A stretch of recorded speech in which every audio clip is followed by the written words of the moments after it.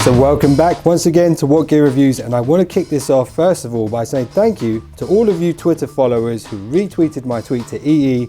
I did finally manage to get their attention. They didn't send me these particular phones, but they should be hopefully sending me some phones in the future. I know there's a Hawk phone on its way to me hopefully soon, and it's a big thumbs up to you guys for making it happen. But anyway, today I'm going to be unboxing this, which is the Asus Zenfone 4, which Asus did send to me, and this, the OnePlus 5, which I actually went out of my way to get, especially to compare it to this. These two phones are in the same price category and they're direct competitors, so it'll be good to see how the two different phones compare. I know you guys asked for the camera comparison video first, but unfortunately this is England and it is raining outside and it was actually snowing the other day. It's pretty horrible out there, so I couldn't really take them out because the photos would be pretty rubbish, to be honest. But anyway, I will be doing some Christmas shopping soon and I'll take some photos of my travels around London. But anyway, let's not waste any time right now. Let's unbox these things. I'll start with the OnePlus 5T.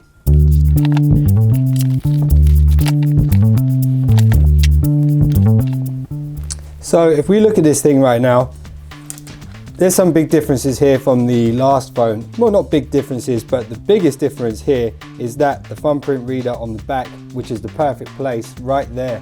Right now I'm using Galaxy Note 8 here, and the fingerprint reader so far up the back is quite difficult to get to, but I use the retina scanner a lot. But first impressions of this, very similar to the OnePlus 5, which I already had in the past. Really thin. It's such a thin phone, and you've got the slider switch there, which I really love. Camera protrudes a little bit at the back. It's the dual lens camera, same as the Zenfone. But anyway, that is the phone itself. First impressions, I really love it. I loved the previous one as well. Now let's see what else comes in the box. So in here, we're going to have a load of literature, but this is nice as well. You didn't get this with the OnePlus, the original one. There's a phone case in here and all the user guides and stuff like that, warranty information in there. That's a nice phone case right there for your phone. Really grippy as well. Your phone is not going to slip out of your hand with that for sure. Really nice they throw that in there. Then you got the power lead, same as the OnePlus 5 original. Really thick premium power lead, and the fast charger in there, UK style 3-pin. That's pretty much the unboxing on this. Let's move over now to the Zenfone 4. Okay, nice black packaging, really minimal, very Apple style here. Let's open this thing up. So I noticed on the back here, they've actually got the high-res audio logo, and I know this phone has a headphone jack as well. High-res audio, for those of you that don't know, is just a higher quality file format for better sound quality. You get it on most of the streaming services, but particularly Tidal. On the side of the box, we love photo, and that's interesting because that's exactly what I'm going to be testing against the OnePlus 5. So really nice presentation here. We love photo, and inside here you're going to have the pin for the SIM tray. You've got a phone case as well, which is really cool. I wasn't expecting that. Just like the OnePlus, you've got the phone case inside here. Let's open this up. And the phone itself. Now, this is the first time I've actually had an Asus phone, and I really like the style of this. On the front of it, it actually looks really similar to the OnePlus 5, and not the OnePlus 5T. You've got the thumbprint reader down here. On the back, you've got this really nice finish with the dual lens actually flush to the back, unlike the OnePlus. And you've got a bit of glass which protects this metal on the back as well, which is nice. Really nice finish, I have to say. I like that straight away, first thing out of the box. Really like the look of this. Very thin, very nice indeed. But let's see what else comes in the box. So underneath here, you've got your USB-C charging cable. You've got your fast charger and some headphones, which are quite nice. Got a nice little chrome finish on the back and some ear tips there as well. Alright, so let's run through the specs on each of these real quick. So this is 7.3 millimeters thin, super thin. It has an aluminium frame all the way around, all on the back here as well. Really nice finish there. It's a dual SIM phone, so you can put 2 SIM cards inside here. 6-inch display, and it's an AMOLED display as well, which is the same as what Samsung use. It's 1080p, so full HD. 401 pixels per inch, 162 grams, which is super light. It's a really light phone. On the front, it has Gorilla Glass 5, which is the strongest at the moment. Out of the box, this thing's running Google N, was piggybacking on Google N with its Oxygen platform, but it's Google N 7.1.1. Inside is a Snapdragon 835, which is one of the fastest at the moment, and its graphics processor is the Adreno 540. You can get this in a couple of options. This one here is actually the 64 gigabyte, 6 gigabytes of RAM version, but you can get this in 128 and 8 gigabyte RAM as well. The cameras on the back, so these cameras, one of them is actually 16 megapixels and the other one is 20 megapixels, and you can actually switch between those as well. On the front, this is a 16 megapixel camera front facing for those beautiful selfies. And one really cool thing about this phone, when I took it out of the box, I wasn't actually prepared for this, but it actually has face detection similar to what Apple used. Maybe not as secure as the Apple one, but it works a damn sight faster. The video recording capabilities on the rear, you've actually got the option to go all the way up to 4K, from 720p up to 4K video recording at 30 frames per second.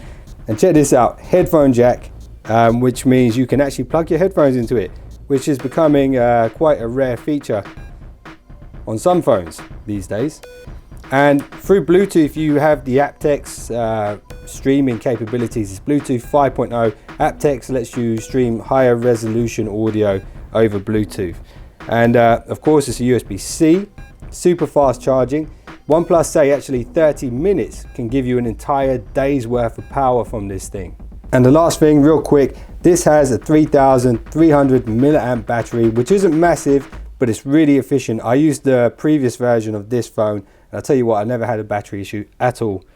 Really love this phone. Now let's move on real quick to the Asus Zenfone 4 and run through the specs on that one real quick. Okay, so now on to the Zenfone 4.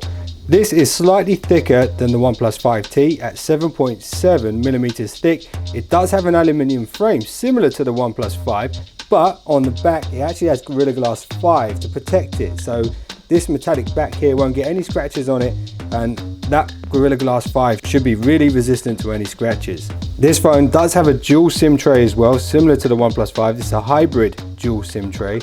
One big difference though, the screen is actually an IPS LCD 1080p screen. Not quite the same technology as you get with the Samsung phones and the OnePlus, but I tell you what, that image there looks really sharp to me. A load of detail, great brightness, really good colors as well. Same pixels per inch here, 401 pixels per inch, but the OnePlus 5 does have that slightly bigger display. This glass, however, on the front, which was quite interesting to me, this glass on the front is actually Gorilla Glass 3, not 5 like it is on the back, which is unusual. You would think that they'd probably use the same glass on both sides, but they haven't on this phone. And out of the box, exactly like the OnePlus 5, you've got that Google N platform the first time you start it up. Google N 7.1.1. Inside this phone, you have the Snapdragon 630 and an Adreno 512, which isn't quite as high as the OnePlus 5. But let's see how they perform later on. Stay tuned to What Gear. Make sure you subscribe, because I'm going to do a bunch of comparison videos so you guys can see how this really compares. And another feather in Asus's cap here is this does give you the option to add a micro SD card for expanding the memory, which is fantastic. So you're not stuck with that 64 gig, you can always expand upon that. This phone comes in 64 gigabytes and you can opt to have a 4 gigabyte RAM version or a 6 gigabyte RAM version. At this point, I actually don't know which one this is. I'll have to check that out in a minute. But let's look at the back here. These cameras are actually really flush, as I mentioned earlier. One of these is actually 12 megapixels and the other one is 8 megapixels. On the front it has an 8 megapixel camera, and the cameras at the rear can actually shoot 4K as well at 30 frames per second. I wonder which one of these phones actually films better 4K. Maybe I'll add that in my video comparison of these cameras. And check this out, it does have a headphone jack, and that headphone jack actually supports high-res audio streaming, which the OnePlus 5 at this point I don't think does. It does have the USB-C on there as well, as you can see, and just like the OnePlus 5, it's 3,300 milliamp battery.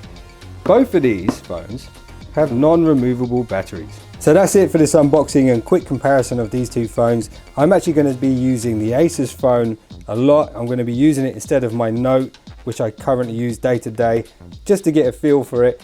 And I'm going to be doing a camera comparison video as requested by you guys. I know you wanted to see that video first, but the weather around here is just so bad. I couldn't get out there today. So I might actually take these out tonight and do some low light stuff and do my usual camera comparison stuff in good light as well. But anyway, I hope you guys enjoyed this video, and I want to say a big thumbs up to Asus for hooking this up. OnePlus didn't hook me up this, but I got it anyway, especially for you guys, because this is the video that you wanted to see. So I'm going to try my best to make it happen. And I just want to say thanks again to all the subscribers. And if you just subscribed, you're now one of the finest subscribers known to man. And I'll see you guys in the next one. So don't be late.